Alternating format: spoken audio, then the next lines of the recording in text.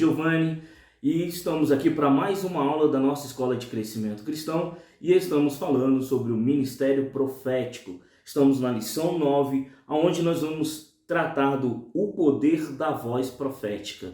E nesse tratar sobre a voz, o poder da voz profética, nós vamos ver algumas peculiaridades, principalmente na identidade entre a mensagem ou a profecia e o profeta. Amém, queridos? Vamos começar lá pelo nosso texto básico. O nosso texto básico para este tema está em 1 Reis, capítulo 17, o versículo 1, depois vai para o versículo 13 até o versículo 16, ok? Vamos ler juntos? O versículo 1 diz lá: Então Elias, o tesbita dos moradores de Gileade, disse a Acabe: Tão certo como vive o Senhor, Deus de Israel, a quem eu sirvo, não haverá orvalho nem chuva nos próximos anos, a não ser quando eu disser. Versículo 13.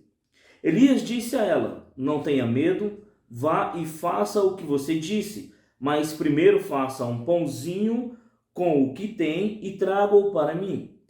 Depois prepare o resto para você e para o seu filho. Porque assim diz o Senhor, Deus de Israel: a farinha da panela não acabará, e o azeite do jarro não faltará, até o dia em que o Senhor fizer chover sobre a terra. A viúva foi e fez segundo a palavra de Elias. Assim comeram ele, ela e a sua casa durante muitos dias. A farinha da panela não acabou e o azeite do jarro não faltou, segundo a palavra do Senhor anunciada por meio de Elias. Também vamos ler o texto de 1 Reis, capítulo 18. 1 Reis, capítulo 18, do versículo 44 ao versículo 45. Vamos ler então? Diz assim o texto, a palavra do Senhor. Versículo 44. Na sétima vez o servo disse: Eis que se levanta do mar uma nuvem pequena, como a palma da mão de um homem. Então Elias disse: Suba e diga a Acabe: apronte o seu carro e desça, para que a chuva não o detenha. Em pouco tempo o céu escureceu com nuvens e vento, e caiu grande chuva. Acabe subiu ao carro e foi para Jezreel. Esses são os nossos textos básicos para esse tema nosso, mas nós também temos o texto áureo. O nosso texto áureo é 2 Pedro, capítulo 1, versículo 19, que diz assim: Assim temos ainda mais segura a palavra profética, e vocês fazem bem em dar atenção a ela, como a uma luz que brilha em lugar escuro, até que o dia clareie e a estrela da alva nasça no coração de vocês. Ou seja, esses dois textos nós temos aqui mostrando muito bem a voz do profeta entrando em ação. Ou seja, existe poder na voz do profeta. O profeta, quando ele fala, aquilo acontece. O que ele fala, o seu enunciado, acontece. Esta é a voz do profeta, tá bom? E nesses dois textos, no texto de 1 Reis, capítulo 17 e 1 Reis, capítulo 18, nós vemos a ação da voz do profeta. E 2 Pedro, capítulo 1, a gente vai ver aqui Pedro, ele testificando sobre o profeta, ou sobre a voz do profeta, que quando um profeta falar, seguramente, isso vai acontecer. Então preste atenção quando estiver ouvindo a voz do profeta. Amém, queridos? Bom, vamos lá para os objetivos. Nós temos alguns objetivos dentro desse tema. Quais são esses objetivos? São eles: compreender, estar ciente e entender, tá? Então nós temos que compreender que é o profeta e a mensagem são inseparáveis. Então nós precisamos compreender que quando o profeta e a sua mensagem, quando ele fala a sua mensagem e o profeta, eles são inseparáveis. Estar ciente de que oposições e barreiras sempre se levantarão com o objetivo de limitar ou silenciar a voz do profeta. Então, queridos, sempre tenha atenta para isso, tá? Para esse pedaço aqui, ó. Sempre haverá esta oposição ou barreiras à voz do profeta. Entender que a voz profética não é dirigida apenas ao crente, mas é também um elemento de transformação da sociedade como um todo. Então nós precisamos entender que a voz do profeta ou a voz profética não é algo dirigido somente para a igreja, né? Ou somente para o crente, mas a voz profética ela tem um alcance ainda maior do que a própria igreja. Ela alcança a nação, ela alcança os povos, ela alcança o também não crente, né? E aí o não crente pode passar a entender e compreender que há Deus, né? Então, os não crentes eles podem conhecer Deus através da voz profética, tá bom? Esses 3 pontos aí fazem parte do nosso objetivo junto a esse tema, tá bom? Nós também temos aqui 3 elementos fundamentais que a gente precisa entender. Que na vida de um profeta, esses 3 elementos são graça, sabedoria e autoridade, ok?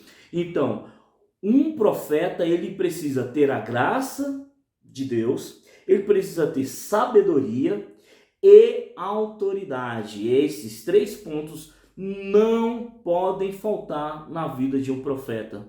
São 3 pontos essenciais na vida, e não só no momento, mas na vida de um profeta. Amém, amados? Vamos entender um pouco, vamos falar um pouco sobre a autoridade. A autoridade aqui de 2 formas, tá? São 2 formas que a gente pode entender essa autoridade. Jesus ensinava o que vivia e vivia o que ensinava. Então, Jesus ele não só ensinava, mas ele vivia. Ele não só vivia, mas ele ensinava, ok? Porque os ensinava como tendo autoridade e não como escribas. Está lá em Marcos capítulo 1, versículo 22. A autoridade vem da harmonia entre o discurso e a prática de vida. Vamos ler esse texto de Marcos capítulo 1, versículo 22? Marcos capítulo 1, versículo 22 diz: E maravilhavam-se com a sua doutrina, porque os ensinava como alguém que tem autoridade e não como os escribas. Por que existe essa comparação? Ensinava como alguém que tinha autoridade e não como os escribas. Porque os escribas, queridos, eles tinham a sociedade entendia que os escribas eles tinham uma posição durante o seu ensino, mas nas suas práticas não era bem aquilo. Então essa autoridade ela tinha era trêmula, ela era frágil, melhor dizendo, ela era frágil. Agora Jesus não, Jesus ele ensinava com autoridade, a autoridade de quem vivia e praticava aquilo que se ensina. Então, este primeiro ponto aqui, nós precisamos observar desses 3 elementos fundamentais, ok? É viver aquilo que se profetiza ou profetizar aquilo que se vive. Então, a sua profecia ela tem que ter autoridade na sua vivência. A autoridade de Jesus tinha a ver com o resultado que a palavra viva produzia nas pessoas.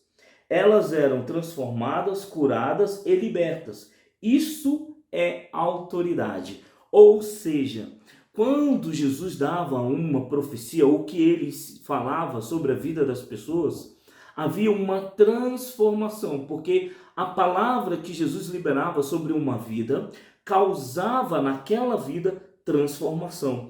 Isso trazia autoridade naquilo que Jesus falava, porque as nações, ou os povos, ou quem estivesse por perto, observava que a profecia, a palavra profética que saía da boca de Jesus, ela tinha resultado na vida de outros.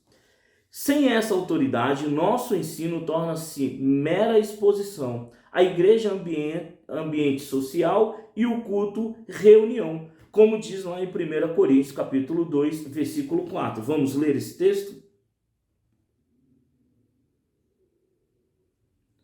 Então vamos ler o texto de 1 Coríntios capítulo 2, versículo 4, que diz assim, ó: a minha palavra e a minha pregação não consistirão em linguagem persuasiva de sabedoria, mas em demonstração do Espírito e de poder. Então, uma palavra profética, ela também precisa estar rechaçada pelo Espírito Santo, com o poder do Espírito Santo. Porque uma palavra profética não é uma palavra pessoal. Ela é, a princípio, uma palavra do próprio Deus. É uma mensagem do Senhor sobre uma nação, uma igreja ou algo pessoal. Amém? E vocês vão entender mais na frente porque que eu falei a princípio. Veio de Deus, tá bom? Vamos lá? Então, diz assim, ó, a palavra introdutória. Vamos para a palavra introdutória? Por meio da vida dos profetas, vemos um Deus relacional, comunicável e, sobretudo, extremamente interessado nas questões humanas. Afinal, é Deus quem chama o profeta, investe-o de poder e autoridade e entrega-lhe uma mensagem a ser transmitida. Então, é Deus quem faz esse processo, tá bom? A relação entre o profeta e a mensagem. Isto é muito importante, porque muitas vezes nos dias de hoje o que acontece é que ouvimos alguns relatos de profecias e houve uma profecia tal, uma pessoa, um profeta soltou tal profecia, e não fazem essa relação entre o profeta e a mensagem. Quem é o profeta? Por que ele deu essa mensagem? Essa mensagem veio deste profeta. Quem é o profeta e qual é a mensagem? Qual é a relação deles dois? Isto é importante nós termos e nós vamos ver isso. A palavra profética não é resultado de elucubração do profeta. Tampouco é fruto do conceito cultural ou inteligência do arauto. Então a profecia, ela não é algo que um profeta ou uma pessoa possa criar, inventar, tá? Ou é um fruto de um conceito pessoal.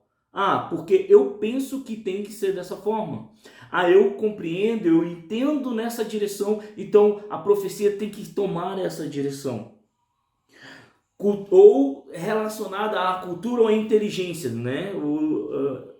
Podem fazer muito essa relação de, não, ele é uma pessoa culta, uma pessoa inteligente, uma pessoa de cultura, então é uma profecia fiel. E não tem essa relação, porque essa relação, ela não pode ser feita pessoal. A profecia, ela não é uma questão pessoal do profeta, ok? Não é uma personalização do profeta. A palavra recebida transforma e constitui o profeta. Ou seja, a palavra, ela vai constituir ou ela vai resultar em quem é o profeta. A mensagem, ela fala muito também sobre o profeta, tá? Vejamos o exemplo de Isaías, tocado nos lábios com uma brasa viva retirada do altar do Senhor. Lá em Isaías capítulo 6, versículo 6 e versículo 7.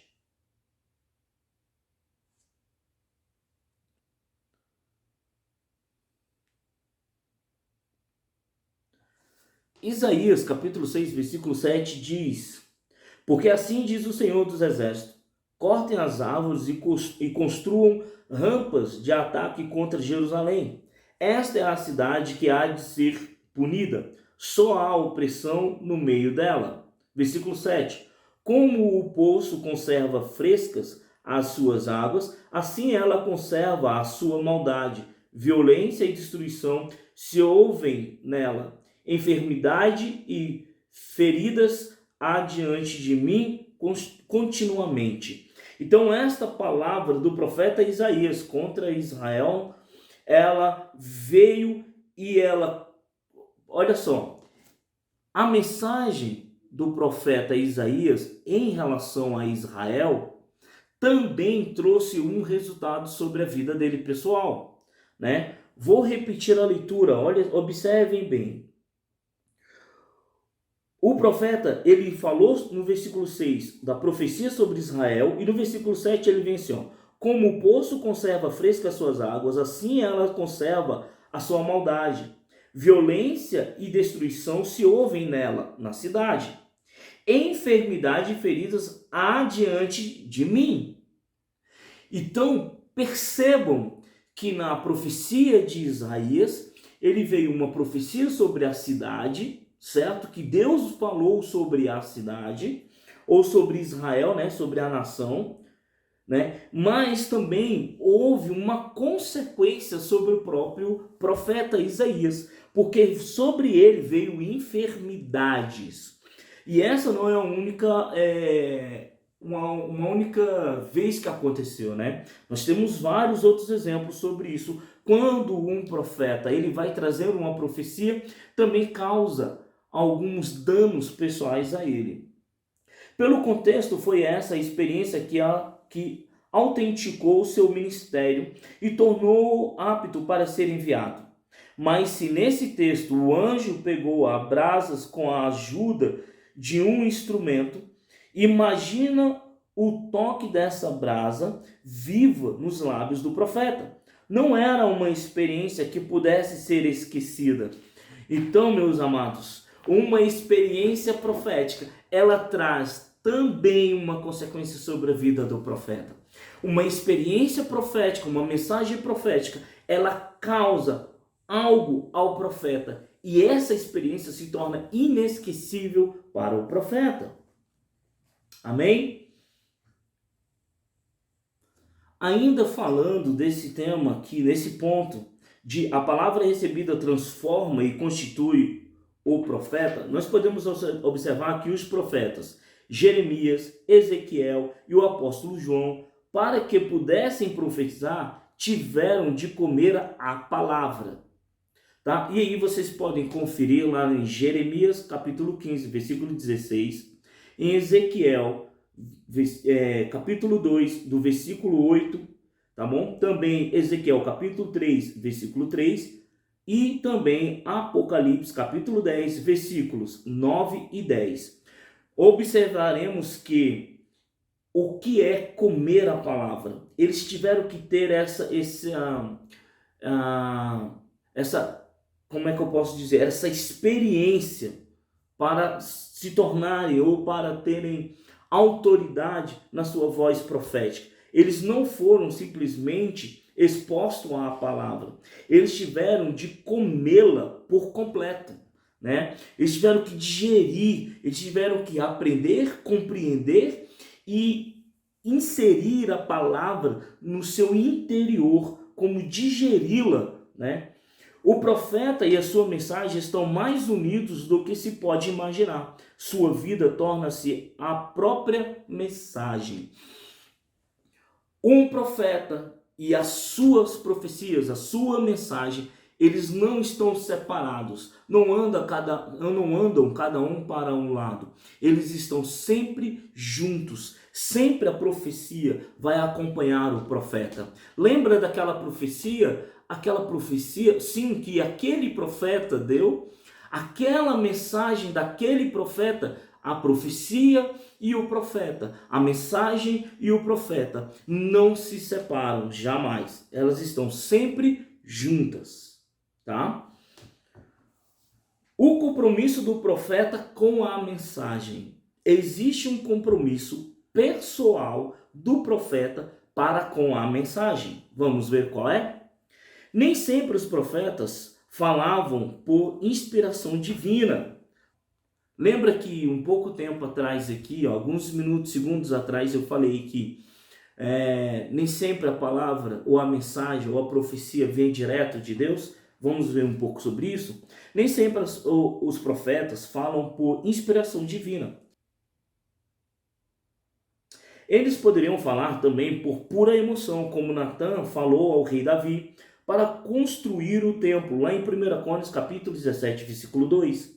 Ou poderiam falar em tom de deboche, como Micaias profetizou para o rei Acabe, lá em 1 Reis, capítulo 22, versículo 15. Mas na história de profetas verdadeiros, como os dois exemplos acima, isso é uma exceção, tanto que ambos corrigiram imediatamente o que disseram. Então, queridos, na verdade, uma profecia, uma mensagem, o profeta deve vigiar, porque a profecia, a mensagem, é algo que deve vir do coração de Deus, deve vir da vontade, do governo, da direção de Deus e não do próprio profeta. O profeta não tem um lugar na profecia pessoal. A profecia, ela nasce e ela tem como autoridade Deus e não o próprio profeta. Amém? Ele pode ser manso como Moisés ou explosivo como Elias, culto como Paulo ou simples como Pedro. E isso produzirá uma nuance particular própria de cada mensageiro. Ou seja, a profecia ela vai ter um tom de acordo com o comportamento ou com a característica pessoal do profeta. Ele pode ser uma pessoa mais mansa, como Moisés, ele pode ser mais explosivo, mais rigoroso, como Elias, ou pode ser uma pessoa mais inteligente, mais culta, como o próprio Paulo. Mas isso é apenas característica e a mensagem ela pode vir dentro dessa característica, mas nunca tendo um tempero a mais ou algo a mais do profeta. Amém, queridos? Vamos para o compromisso de Deus com a voz profética. O compromisso de Deus com a profecia vem da sua voz, vem do poder da sua voz, a voz de Deus sobre a profecia. Em 1 Reis, capítulo 17, no versículo 1 já, diz assim: Então Elias, o tésbita dos moradores de Gileade, disse a Acabe: Tão certo como vive o Senhor, Deus de Israel, a quem eu sirvo, não haverá orvalho nem chuva nos próximos anos, a não ser quando eu disser. Bom, surge o profeta Elias dizendo: nestes anos, nem orvalho, nem chuva haverá, senão segundo a minha palavra. Aqui há o surgimento do profeta, né? E o profeta já vem com essa palavra, né? E ele vem dizendo o seguinte: enquanto eu disser que haverá chuva, né? Bom, o interessante é que a gente não vai ter previamente uma palavra de Deus dirigida para Elias, né? Mas Elias ele vem com essa palavra. Não foi Deus que chegou para Elias e falou assim: Elias, não vai mais chover enquanto eu disser. Foi Elias que disse, né? Foi Elias quem falou. E a gente não tem nos textos uma prévia de Deus falando com ele sobre isso. Mas o interessante é que nós vamos ver que que essa profecia de Elias, ela se cumpre. E Deus se faz um compromisso com a palavra do seu profeta, né? Com o profeta Eliseu não foi diferente. Ele feriu as águas do Jordão após receber o manto de seu mentor, lá em 2 Reis, capítulo 2, versículo 14, né? Em seguida, estando em Jericó, Eliseu curou as águas da cidade. 2 Reis, capítulo 2, versículos 20 ao versículo 22. Não o vemos recebendo instrução de Deus neste sentido. É interessante que eu falei para vocês que o profeta ele deve ser vigilante e ele não deve trazer pessoalmente algo de si, né? Porém, quando um profeta, sendo ele de Deus, um servo do Senhor, andando dentro das linhas, dentro da intimidade, do poder de Deus, conhecendo ao Senhor na sua intimidade, um profeta, quando ele lança uma palavra profética, duas coisas haverá. Ou ele vai ter de Deus, a chancela com poder e autoridade, ou ele vai estar só. Então nós não vemos Deus dando nenhuma orientação para Eliseu, para ele curar as águas. Mas ele vai lá e o faz. Mas nós vamos ver um compromisso de Deus com a voz profética. Deus honrou o seu profeta, indo lá e fazendo assim, curando as águas, tá? Mas o terceiro exemplo parece ainda ser mais claro, né? Aborrecido com os garotos que caçoavam de sua calvície, né? Eliseu libera uma palavra e 42 rapazes são mortos porque zoaram da careca, porque hoje os mais novos falariam que era uma pegadinha, né? Fizeram uma pegadinha, zoaram da careca de Eliseu. E aí Eliseu ele libera uma palavra. 2 Reis, capítulo 2, versículo 23 e 24. Vamos ler juntos? Bom. 2 Reis, capítulo 2, 23 e 24, diz assim o versículo 23. Então Eliseu partiu dali para ir a Betel. Estando ele a caminho, uns rapazinhos saíram da cidade e zombavam dele, dizendo: suba, seu careca, suba, seu careca. Vocês estão rindo aí, né? Cuidado. Olha o que aconteceu. Eliseu se virou para trás, viu os rapazinhos e os amaldiçoou em nome do Senhor. Então 2 ursas saíram do bosque e despedaçaram 42 deles. Queridos, Deus não falou para ele, para o profeta: olha, dê ordem às 2 ursas que comam esses 42 rapazes. Deus não deu essa ordem. A gente não tem essa ordem, pelo menos explícita na palavra, né? Mas ele, enfurecido com a zombaria dos rapazes, ele lançou essa maldição, ele lançou uma profecia, né, maldita, que trouxesse morte sobre a vida deles. E assim o aconteceu. O que nós podemos dizer é que Deus honrou a voz profética, certo? Isso nos leva a concluir que existe um compromisso divino com a voz profética. Daí seu poder manifestado no mundo espiritual e no mundo físico. O texto de 1 Samuel 3,19 confirma esse raciocínio. Ou seja, Samuel, enquanto crescia, enquanto era profeta, enquanto estava nos caminhos do Senhor, como profeta do Senhor, nenhuma das suas palavras caíram por terra. Ou seja, nenhuma de suas palavras foram invalidadas. Todas elas foram validadas pelo Senhor. Amém, queridos? Vamos para a oposição à voz profética. Existe muita oposição à voz profética. Nós vemos isso acontecendo muito, inclusive nos dias de hoje. Há sempre um elevado preço a ser pago por aqueles que exercem o ministério profético. Como são seres humanos temporais, muitas vezes os profetas tinham de lidar com crises pessoais e com toda espécie de oposição. Jesus é um bom exemplo disso. O mestre dos mestres enfrentou todas as formas de oposição, desde a descrença até o martírio final. Jesus passou pela descrença, ou pelo descrédito.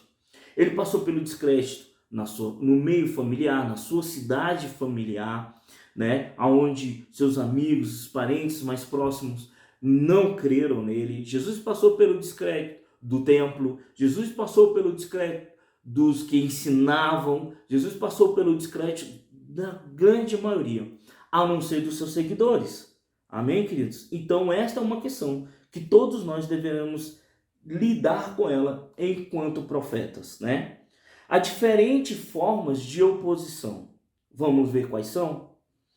A primeira é apatia e indiferença. Essa é a que nós temos mais medo, podemos dizer assim. O maior medo da empatia ou da indiferença.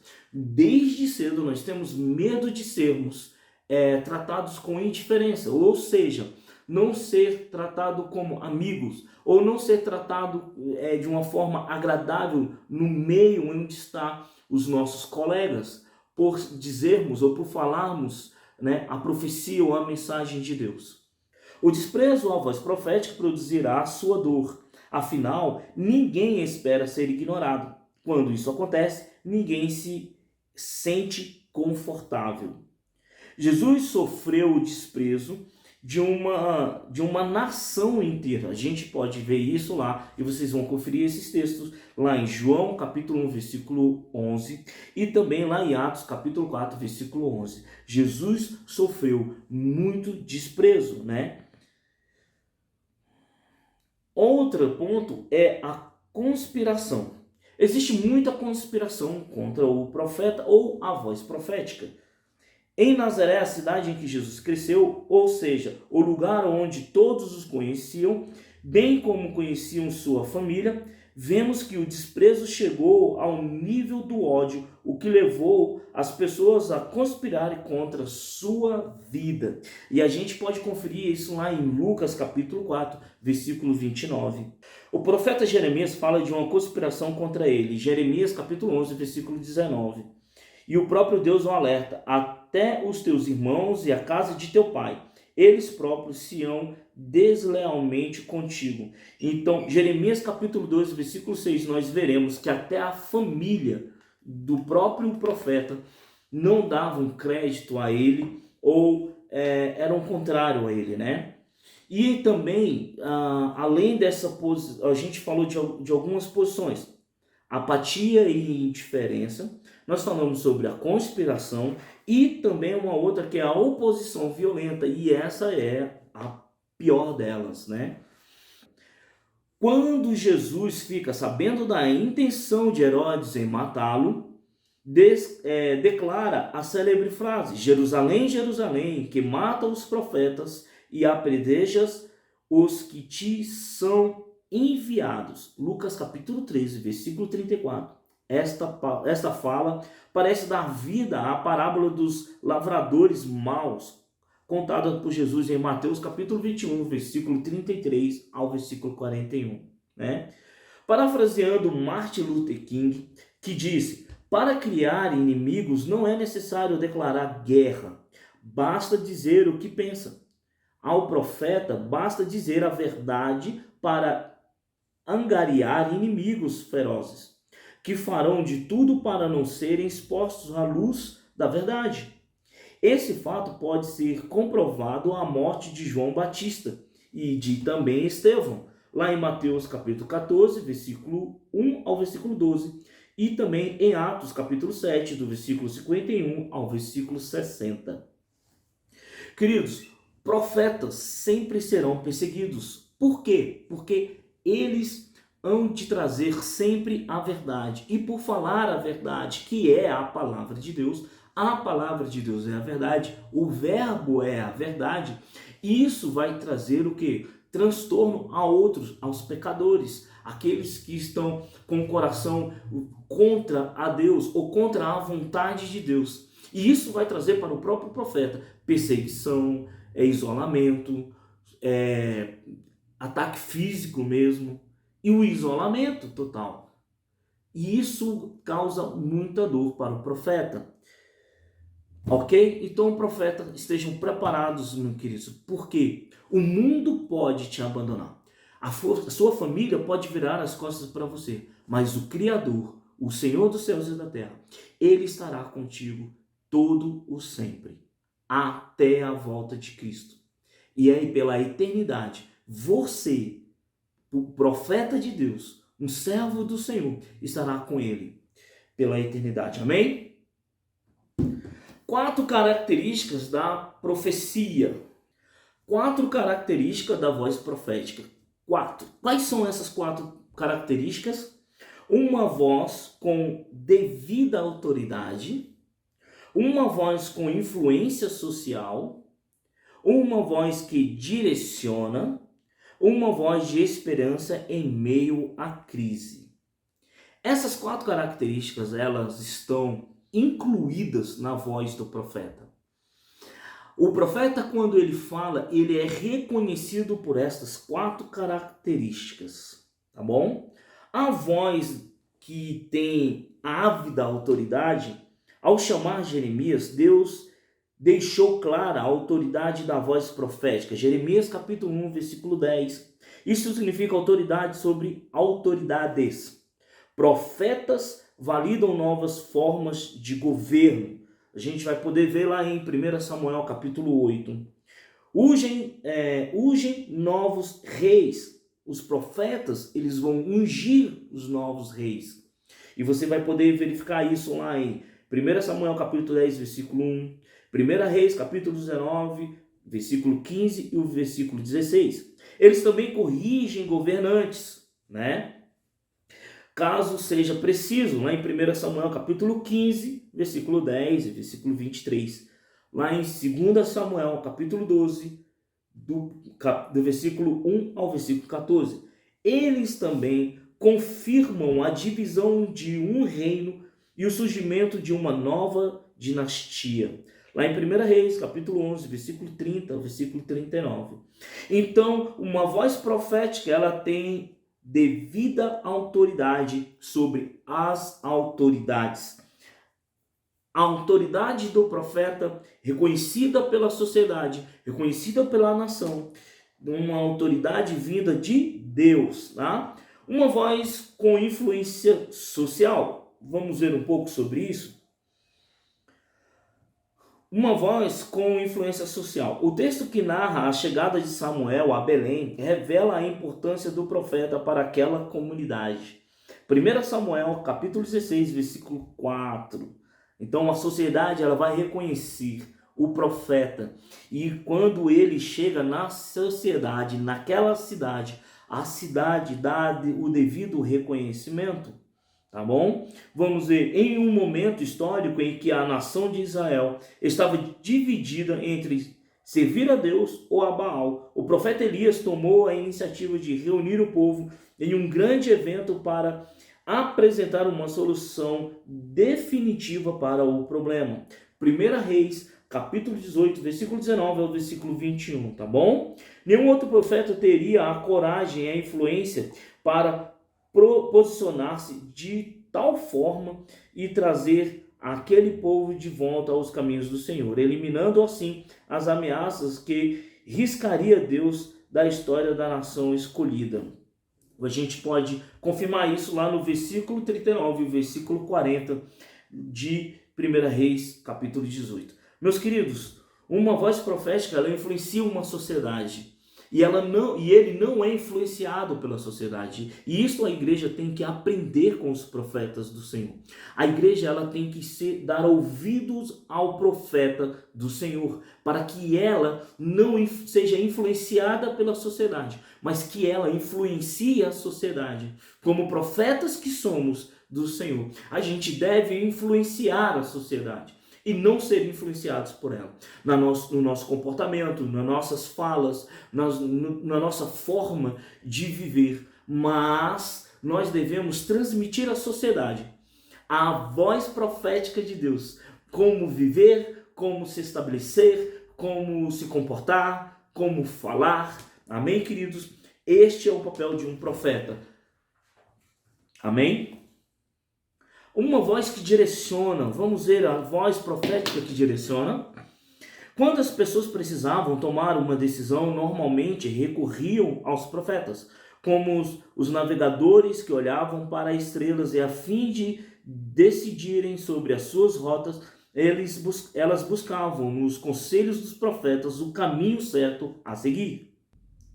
Ouvir essa voz é determinante para ser bem-sucedido em qualquer jornada. 2 Crônicas, capítulo 20, versículo 20, tá bom? Vamos ver lá nesse texto que ouvir a voz do profeta, tomar conselhos do profeta, é importante para o seu futuro, para o resultado do seu futuro, para o resultado das suas decisões. Então, meus queridos, sempre que puder, ouça o conselho de um profeta, pergunte ao profeta. Você conhece um profeta de Deus? Tenha esse profeta de Deus como seu conselheiro. Um homem de Deus sabe aconselhar segundo o coração de Deus. Davi é um grande exemplo de alguém que sempre consultava o Senhor para tomar suas decisões. Ele fez isso quando queria saber onde seria sua primeira capital, lá em 2 Samuel, capítulo 2, versículo 1. Também fez isso com a primeira batalha contra os filisteus, ocasião em que proclamou a formosa pergunta: subirei contra os filisteus? Entregarmos às minhas mãos, 2 Samuel, capítulo 5, versículo 19.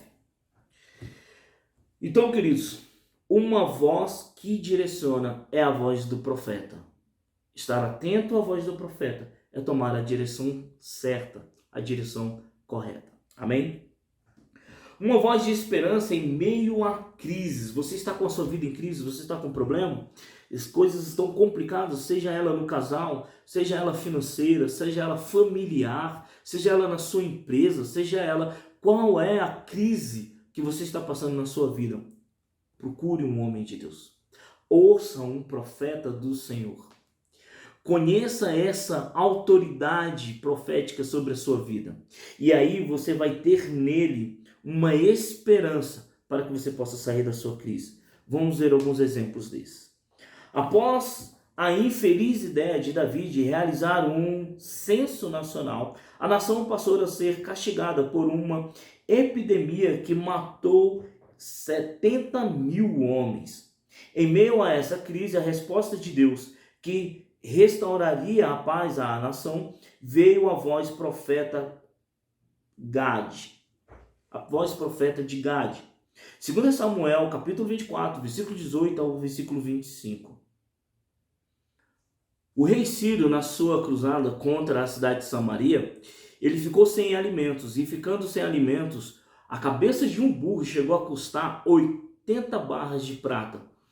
Por quê? Porque faltava comida e ele não tinha a orientação de Deus para que fizesse aquilo. Ele não teve um conselho de um profeta, tá bom? Então, também nós tivemos lá, em meio a essa crise, Deus levanta o profeta Eliseu com a seguinte declaração: amanhã, quase a este tempo, uma medida de farinha haverá por um ciclo e 2 medidas de cevada por um ciclo à porta de Samaria. Ou seja, Deus levantou o profeta para providenciar o alimento para o exército, para os soldados. Porque ele fez uma coisa que não tinha uma orientação, um conselho do profeta, de um homem de Deus. Ele tomou a atitude sozinho. E por causa disso ele estava pagando um alto preço e todo o seu exército estava passando fome. Bom, mas Deus não o deixou sozinho. Deus levantou o profeta e o profeta foi lá e levou esta palavra de que haveria alimento. Lá em 2 Reis, capítulo 7, versículo 1, nós veremos Eliseu trazendo essa profecia para o rei Ciro. Bom, vamos partir para a nossa conclusão.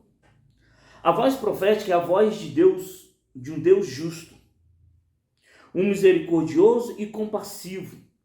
Por mais dura que essa voz pareça em certas situações, ela é a voz de um pastor que tenta salvar as suas ovelhas do abismo.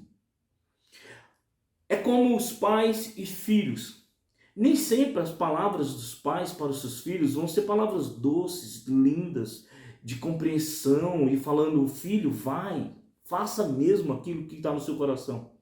Mas um pai, muitas vezes, ele vai dar uma palavra dura, uma palavra de correção, uma palavra de ajuste e trato, para que os seus filhos não caminhem para o abismo, mas que os seus filhos caminhem em linha reta, de justiça, né? Por mais incômodo que essa voz pareça, ela é o som de uma sirene que alerta para o perigo iminente. Tocai a buzina em Sião e clamai em alta voz no monte da minha santidade. Perturbem-se todos os moradores da terra, porque o dia do Senhor vem, ele está perto. João capítulo 2, o versículo 1, vai nos mostrar esse texto, que as trombetas tocarão em Sião e que todas as nações da terra, todas elas saberão que o Senhor virá. Por isso é importante nós ouvirmos os profetas, sabermos que há profetas de Deus e conhecermos esses homens de Deus, ouvir o que eles têm a dizer e andarmos segundo o coração, a vontade de Deus. Amém, queridos? Bom, essa foi mais uma lição onde nós falamos sobre a voz profética, reconhecer a voz profética, saber que a voz profética ela está banhada de uma autoridade e também de um posicionamento, e essa autoridade da voz profética ela vem tanto da voz do próprio profeta, mas também da voz de Deus. Há autoridade sobre a profecia, nas vozes do profeta e na voz de Deus. Devemos conhecer a palavra de Deus, profundamente conhecer a palavra de Deus, para que não sejamos enganados por outras vozes, a não ser a voz da profecia. Que Deus esteja com todos vocês, que Deus os abençoe e que o Senhor faça com que nos tornemos todos nós conhecedores da voz profética, da voz do profeta e da voz de Deus, através da sua palavra e também da unção do teu Espírito. Que Deus abençoe a todos vocês, meus irmãos. E até o próximo estudo.